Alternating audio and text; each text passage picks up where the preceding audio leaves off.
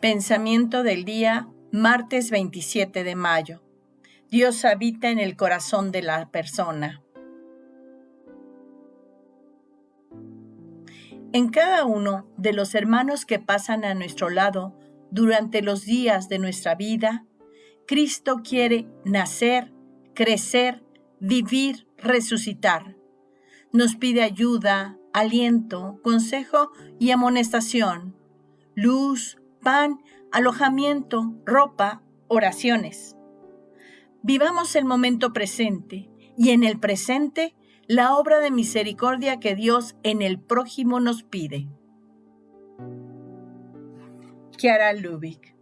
Pensamientos en Escritos Espirituales 1, Ciudad Nueva.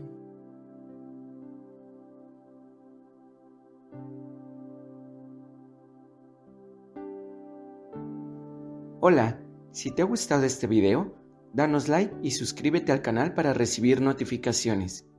Recuerda que es libre y gratuito sin ningún compromiso. Palabra de vida, mayo de 2025.